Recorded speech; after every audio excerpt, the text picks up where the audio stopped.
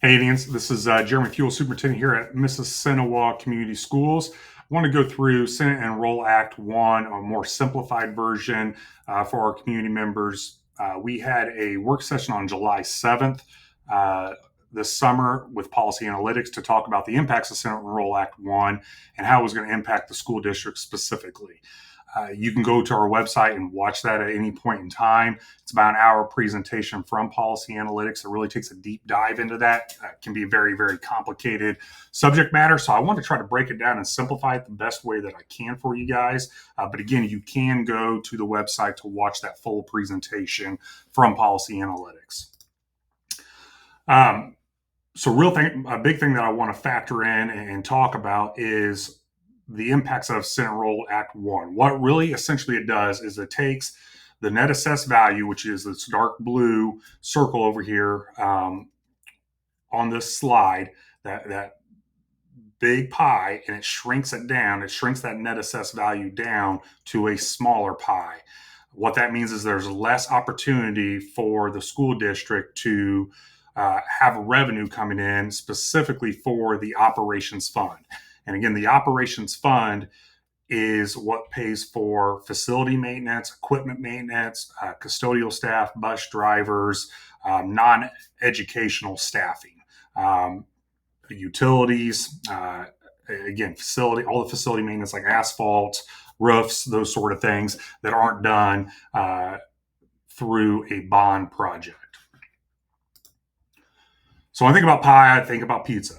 So I wanted to kind of break this down a little bit more. So I found a graph that really shows, hey, Big Dave's pizza pie there, 12 slices, large pie, 10 slices, medium pie, 8 slices, small, 6 slices. So think about that in terms of our net assessed value. In 2025, pre-Senate Enrolled Act 1, our net assessed value was $346 million. Jump forward to 2026, that net assessed value drops to $342 million. 2027, $321 million. So the pie is shrinking over the next several years, which means there's going to be less money coming to the school over the next 3 to 4 years. And again, that's due to the changes within Senate Enroll Act 1. Okay, so this is a graph that I did go ahead and take from Policy Analytics. I really want to focus on the blue and orange portions of this graph. The blue, and I'll reference the green real quick. Green is the gross assessed value. That's the assessed value pre any sort of deductions, homestead deductions, mortgage deductions or exemptions. The blue is post deductions. The orange is post deductions and then also post Senate Enrolled Act 1 deductions. So when you look at 2025, we're at 346 million, which I referenced in the previous slide. That's where we're at in terms of net assessed value. In 2026, we should be at 365 million, but due to Senate Enrolled Act 1, that net assessed value drops to 342 million. In 2027, we should be at 378 million, but again, due to Senate Enroll Act 1, we now drop down to 321 million. That's one of our biggest drops here early on with the changes of Senate Enrolled Act 1, and we'll get kind of into the weeds of why this is and what this does.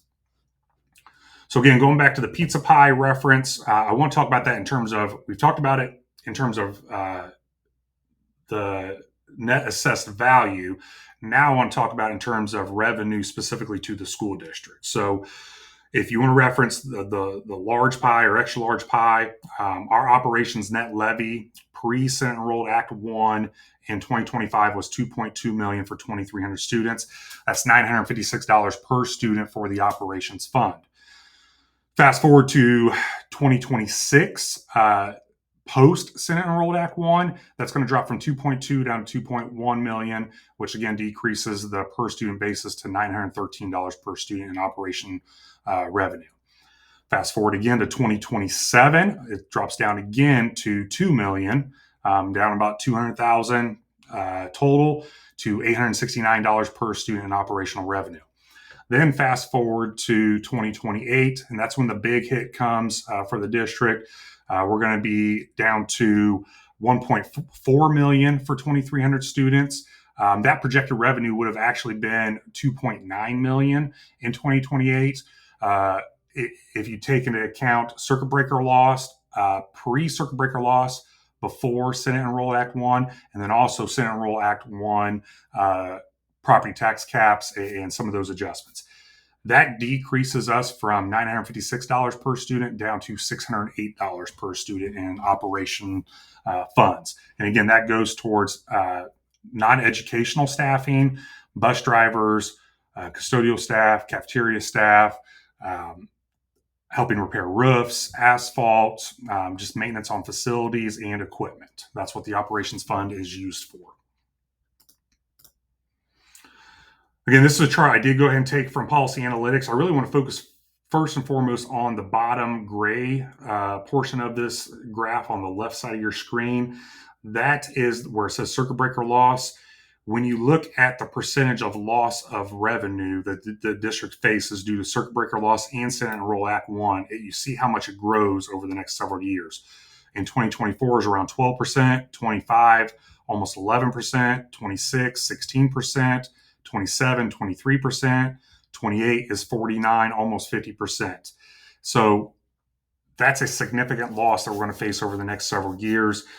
Senate Enroll Act 1 was really advertised as a bill that was said that schools and municipalities weren't going to lose money over the next several years. They just weren't going to realize any gains. Well, that's not the case for all school districts in the state of Indiana. When you look specifically in the case of Mississinawa School Corporation, where we're at 2.2 million, and we're going to drop down to 1.3, 1.4 million, we are indeed seeing a loss of revenue as compared to other districts in the state. So why are these, or what is causing these impacts to us? First of all, is homestead deductions are going to increase to 1/3. I think it's by 2031, I believe. So over the next several years, that's going to increase to up to a 1/3 deduction. The next one is the application of this new $300 or 10% credit that's on top of the homestead deduction. The next one is in 2027, business personal property. Currently, business personal property is taxed unless it is purchased or acquired for less than $80,000. That has now been extended up to $2 million. So anything that's purchased less at or less than $2 million is exempt from tax. So you see that big hit in 2027. And then the loss of the PTRC, which is a property tax replacement credit, municipalities were able to use lit tax or local income tax to offset and give back to property taxpayers as a credit. That's something that's been done here in Grant County over the last several years. That's now going away in 27 and 28. So really a summary of the SEA 1 changes, and these are all pushing and pulling from one another. So as one group, homestead owners and homestead property taxpayers get a credit, then it pushes against people that own rentals or agricultural ground or businesses. And so it's constantly pushing and pulling within our taxing makeup and how property taxes are calculated and how municipalities, schools and such get their revenue. So another one is that, again, that new homestead $300 10% credit. It's the lesser of the two, whichever it falls into. Agricultural reduced base rates are going down. And then you also have 2% properties will receive a deduction up to 1/3 by 2031. And then you have the exemption of business personal property of $2 million or less. And then you have the elimination of that local income tax, which for us impacts that property tax replacement credits here locally in Grant County. So those are the main things that I want to go through today with you. I try to really break this down in a simplified version. Really, the underlying message here is the district is going to have to do more with less, and we're significantly seeing a decrease in our operations fund. And this is why we are looking really hard at an operating referendum for the fall of 2026. There's no way the district can survive long term by having our operations fund cut from over 2 million down to less than $1.5 million on a per year basis. The items that we pay for out of that fund are only going up in value. And so to see that fund take a 30, 40, 50% hit in just a few years, it's not realistic and it's not sustainable for the district. So that's why I want to get this information out there so people could look into Senate Enrolled Act 1 and what that's going to do specifically for the school district. There's my contact information. If you have any questions at any time, feel free to reach out. Hopefully this is helpful to you. If you have any questions related to Senate Enrolled Act 1, I encourage you to watch that July 7th presentation from Policy Analytics, and we'll have more information coming out in regards to this as we continue to dive in to SEA 1 and the impacts at Mrs. Cinewell Community Schools. Hope everybody has a great day, and go Indians.